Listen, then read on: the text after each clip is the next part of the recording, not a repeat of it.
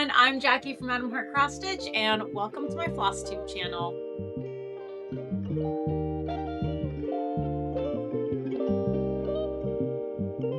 Hey everyone, you can see I am situated here in my stitchy spot, and that's because I'm going to film a little stitch with me video today. So I've been getting a lot of questions lately about how I like to stitch full coverage charts, more specifically which parking method I use and how I use these waste away threads to end my threads. I am planning at some point, hopefully in the very near future, to do a very in-depth parking tutorial, but I know that's definitely going to take a good amount of time to film and then edit. So I thought in the meantime, I would at least do a little stitch with me and kind of talk you through how I like to stitch the parking method and how I use these waste threads. The chart I'm going to be working on is called Fushias. The original artwork is by Dave Bartholet, and this is charted by Heaven and Earth Designs. I'm stitching this on 28 count even weave. I'm stitching 1/1. This even weave comes pre-gridded. I'll try and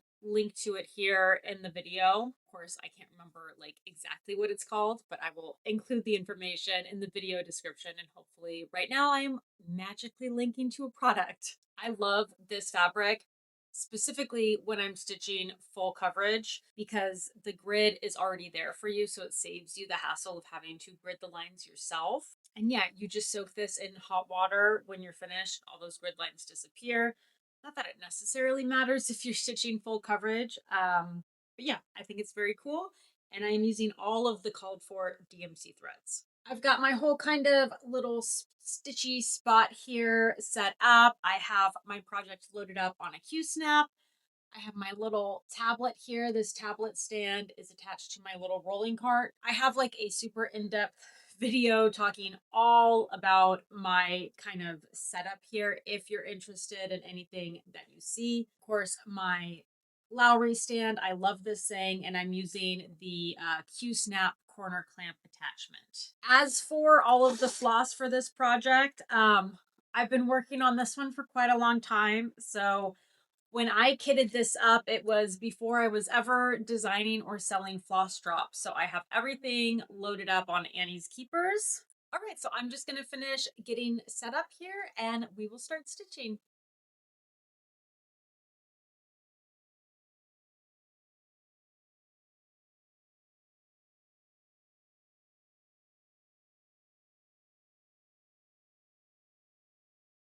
All right, so generally when I am stitching the parking method, I work my way down in columns, across in rows. And typically I stick to working one 10 by 10 block at a time. Sometimes I do carry my stitches over into the next column. I just kind of do what makes sense based on the symbol I'm working and where it appears. Working over a little bit also helps avoid column lines. You know, if you strictly stop at the end of each 10 by 10 grid, you might have some lines that show through. So coming up on this first 10 by 10 block right here, I've got some threads that are already parked. So these were threads that were occurring up in this area, and then I parked them down here below. So my first approach, typically I like to tackle the parked threads first so that I kind of get them out of the way. So I'm just going to work my way across these parked threads. So I'm going to take this first one here, thread it on my needle, and now I'm going to stitch every instance of this thread in this 10 by 10 block. And then if this thread appears again down below, I'm going to go ahead and park it.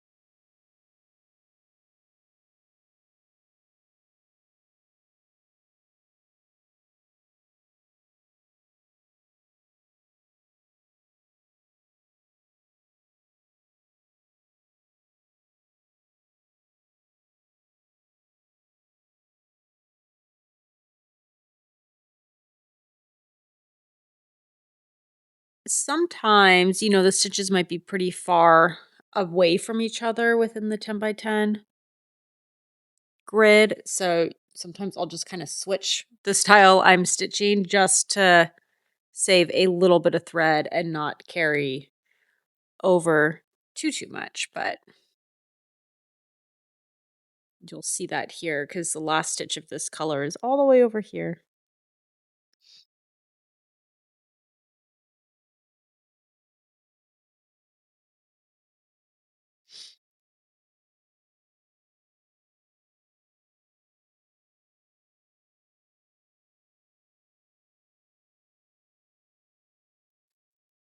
All right, so this was every instance of this thread within this 10 by 10 block right here. Now, this thread color continues in this next block down. So what I'm going to do is I'm going to pull my needle up in the bottom left-hand corner of the first instance of this thread color in the next block. Okay, so this is essentially me parking this thread. So I've stitched all instances of this color in this 10 by 10 block. The next time this color appears in the block below is right here. So I always park in the bottom left-hand corner because that's always where I start my stitches from. So it's essentially parked in this spot ready to go. So I take my needle off and then I just leave that thread hanging. And then I'm just marking on my pattern that this is a parked thread. So when I come to my pattern and I look at that symbol, I see that it's parked right here in this spot. So now I'm going to go ahead and just continue repeating that process with all of these threads that are parked here. So again, I just typically work my way from the top down. So I'm going to go ahead. This is my next parked thread. The nice thing is I don't need to get a whole new strand of floss and anchor a new strand of floss. It's already here, ready to go. So now just repeat the process. I'm going to stitch all instances of this color within this 10 by 10 block.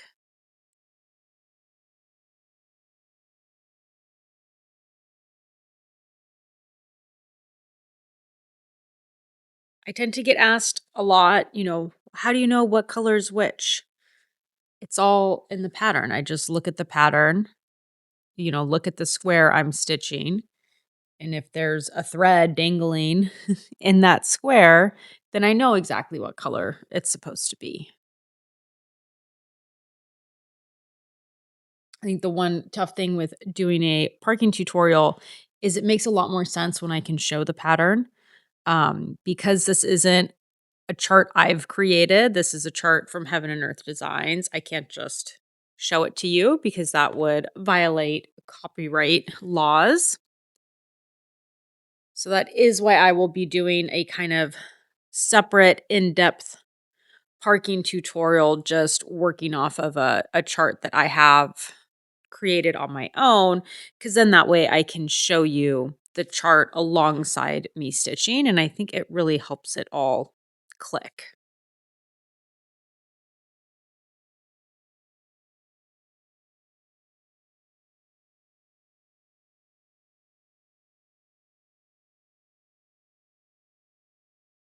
All right, and this is all instances of this thread within this 10 by 10 block. This thread does also continue down into the block below. The first place that it appears is in this square, so I'm just parking my thread in the bottom left corner. All right, and now my next color is this burgundy right here. And as I'm getting my needle threaded, I'm just kind of taking a look at my pattern. And this thread, it occurs in one stitch in this whole block, and then it doesn't occur anywhere nearby. So sometimes I'll park in the block adjacent. Sometimes I'll go down 2 squares if it doesn't appear immediately in the next one.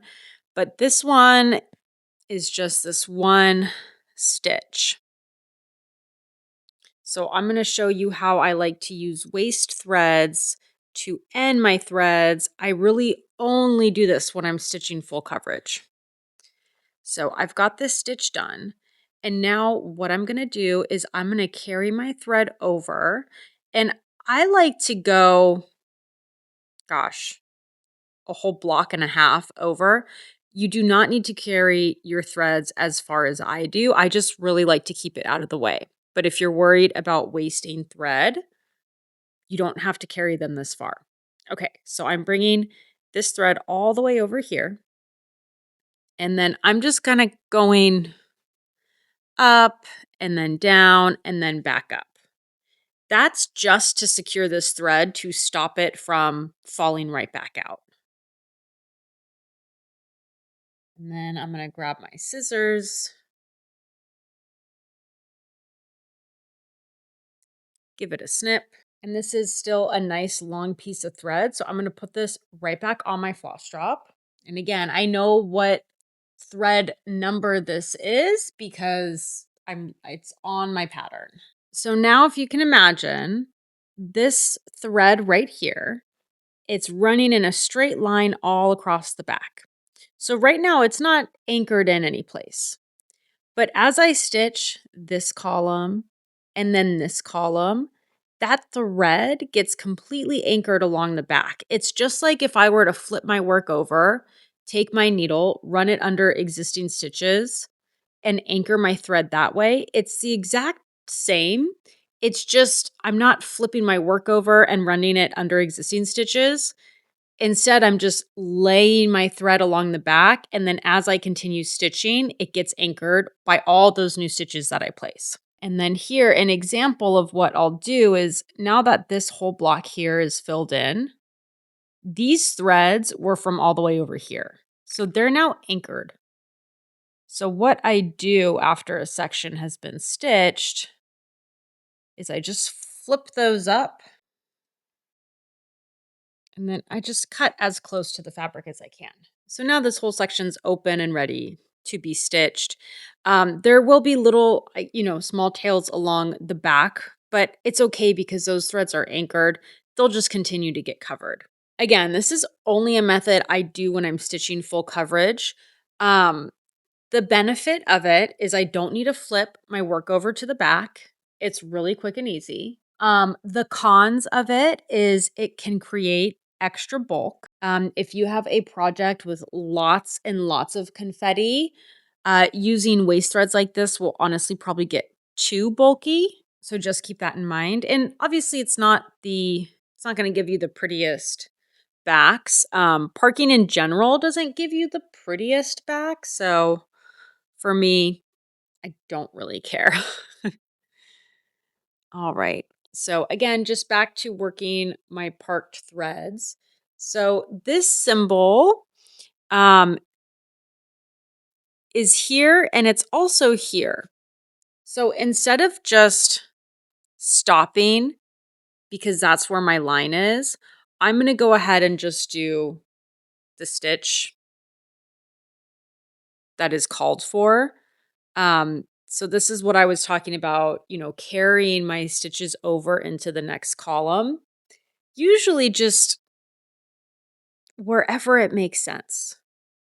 This color, there's 2 stitches, one is in the next column over. I'm going to go ahead and just grab that next stitch. One, it's going to help me avoid really harsh column lines.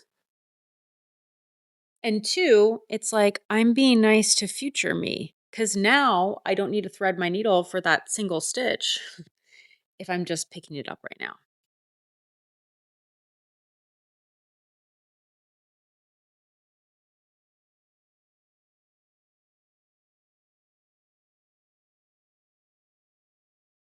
And one, I think, really important thing about the parking method, there's no hard and fast rules. There's no one way to do it. There's no right way to do it.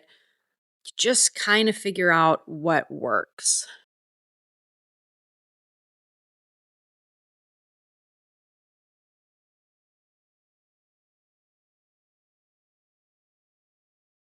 All right, so this was all instances of that color in this 10 by 10 block. And the color does not actually appear again in the immediately adjacent block, but it does appear down here. Um, Again, like I was just saying, no hard and fast rules. However far you want to carry your threads when you're stitching this way is up to you. I don't think there's any right or wrong. Um, for me, I'll usually go 2 blocks down because that's about an inch, a little bit more, but that's about an inch. So that's kind of my comfort zone. If it were much further than that, I probably wouldn't carry it over. I would end that thread up here and then start a new thread down here. So again, no hard and fast rules about how far you carry, when you don't carry. It's whatever your comfort level is. If you're really trying to save a lot of floss, you might not carry that far. And that's okay. All right, so picking up this next parked thread.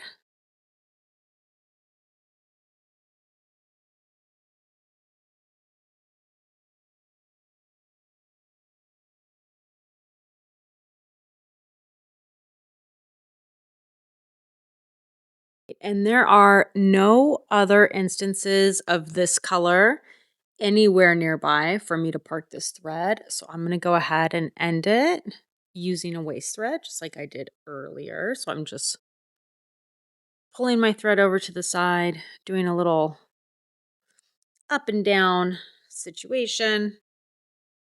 Give that a snip.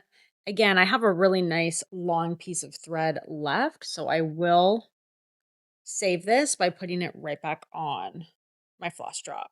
And this was actually one of the reasons why I started designing floss drops, because as much as I love Annie's Keepers, I hated that there wasn't like a separate spot for the leftover floss bits and you just had to put them back on like the main spot of your floss drop. So that is why all my floss drops have a very long oval cutout for all the extra floss bits, because it makes it so much easier to access them later on when you need them. All right, I'm going to work this thread next because there's only one stitch of this color in this grid. So I'm going to go ahead and get it out of the way.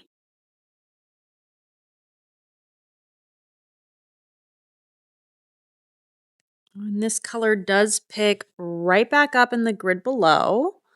So I'm going to go ahead and park it here. Again, I always park in the lower left corner of my stitch.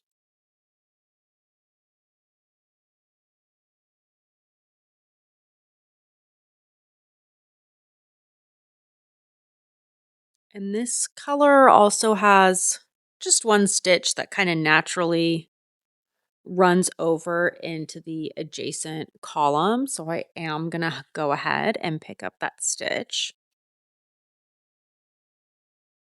So this one would technically be the end of our 10 by 10 grid, but there's one extra stitch that carries over into the next column. So I'm going to go ahead and just stitch that. And future me will be so happy.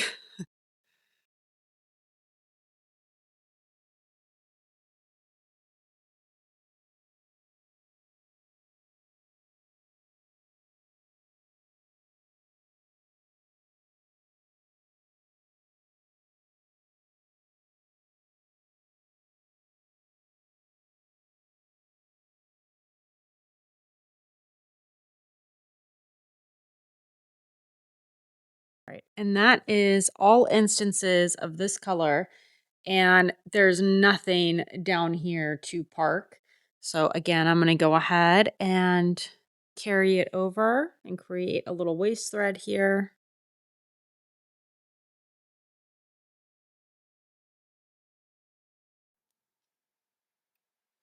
All right, and then this thread here is the last parked thread I have in this whole little 10 by 10 block. So we will go ahead and get these last few stitches done of our parked threads.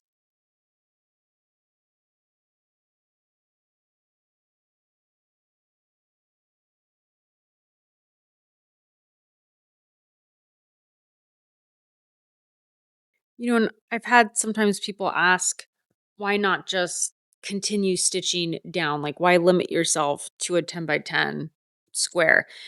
Again, there's no hard and fast rules. You can absolutely just continue on with your thread color. Why I like this is one, full coverage charts like this can be really overwhelming. There's so many colors, so many symbols. Sometimes I look and I get overwhelmed of where to even start. So this just kind of takes all that thinking out of the equation for me.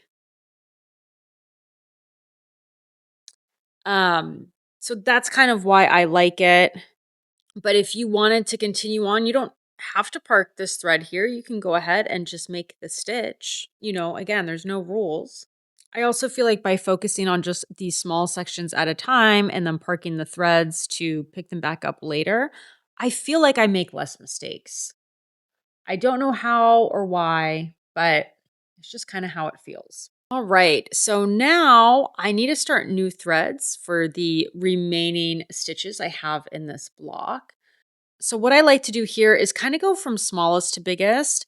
Kind of still working my way from top to bottom, but I'm going to start with the stitches that have the least amount of instances in this block.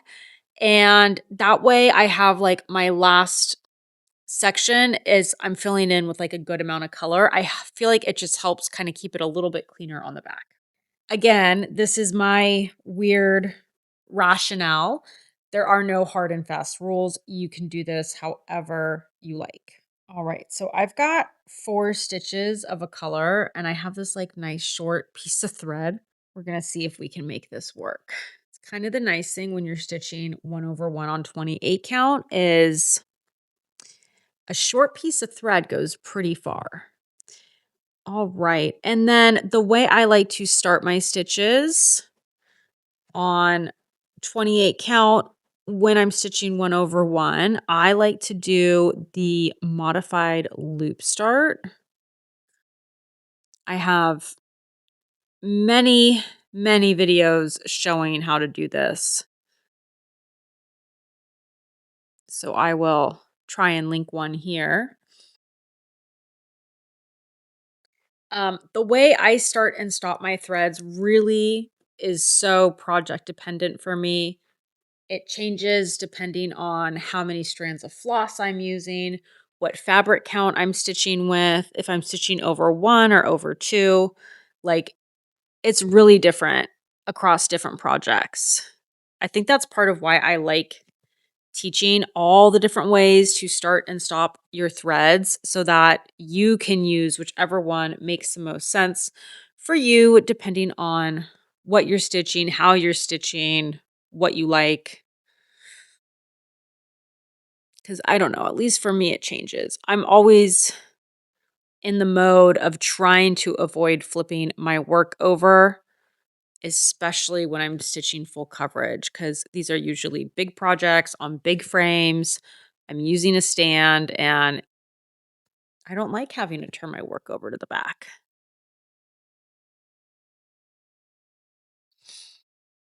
All right. And thank goodness our little piece of thread was perfect. All right. So that's all instances of this color. There's nowhere to park it. So again, I'm going to bring a little waist thread to the side.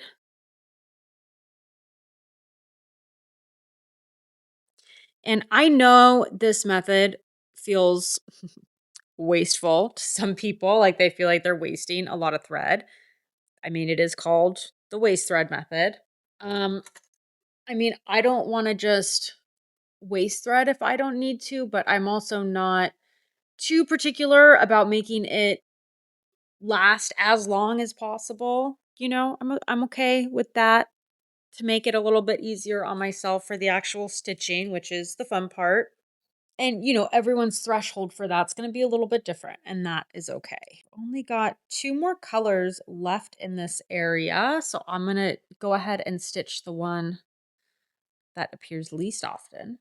Again, I'm going to do a single stranded loop start or modified loop start. It works with any number of strands, just whenever you can't have it folded over for a regular loop start.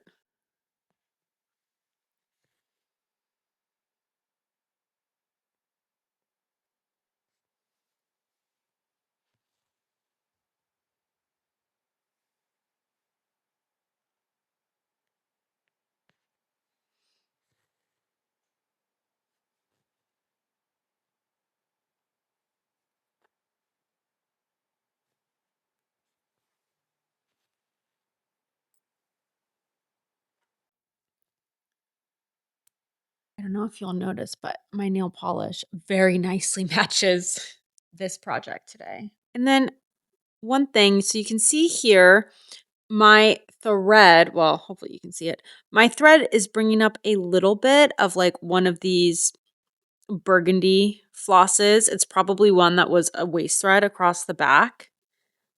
And this is one thing I've heard from people about using waist threads and why they don't like to use waist threads. It does not bother me because this is a full coverage project and the colors are pretty dark. Like there's not a lot of very light colors where like any bleeding is really going to show through. I just personally like do not worry about it. And then look, as I come back down, that thread kind of gets pushed back again. But that little tiny speck of red you see, you are not going to see that when you are looking at this from a normal viewpoint. And then this thread color technically appears in these two stitches, okay? But when I look at my pattern, there's tons of that color happening in this grid. So it makes more sense for me to stitch them when I'm stitching this column here. So I'm going to leave them blank. And then when I come back around and I'm stitching down this column, I'm going to fill them in because it's just going to make a lot more sense at that time. But for now, I'm just going to park this here. All right, and then I'm going to fill in these last few stitches with our last color.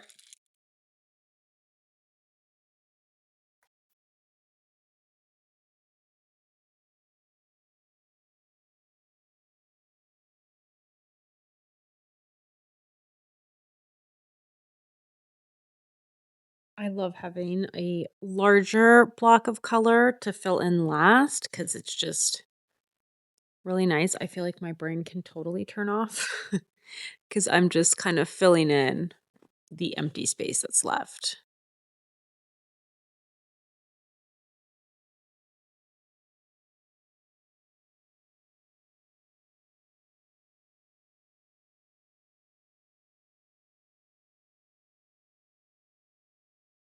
And I do apologize every time you see that camera shake. I need to have it so close to my work to be able to pick up the detail, especially when I'm working on 28 count fabric like this, which means my hand inadvertently hits it from time to time, just like that.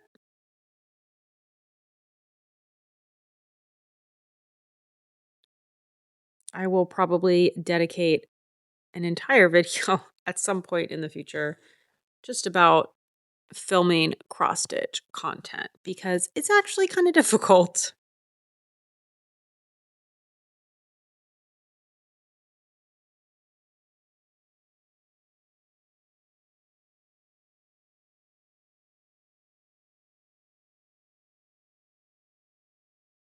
All right, and that brings us to the end of this little 10 by 10 block that we filled in. I'm going to go ahead and park my thread, which will be right here. And now going back to these waist threads. So these threads here are all from this section right here. So now that this block has been filled in, those are all anchored. So I'm going to go ahead and just kind of flick them up with my needle. Pull them as tight as I can and then trim with my scissors. So now those are out of the way and this block is ready to fill in once I start working on that column. So that kind of sums up in a nutshell how I like to stitch full coverage charts.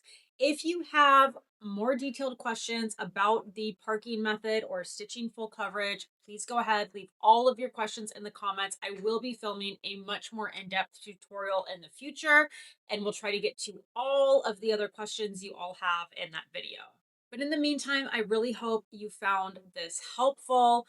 Thank you so much for watching. If you could do all the good things like liking this video, commenting, and subscribing, it helps me out and I appreciate it so, so much. So once again, I'm Jackie from Adam Heart Cross Stitch, and until next time, happy stitching.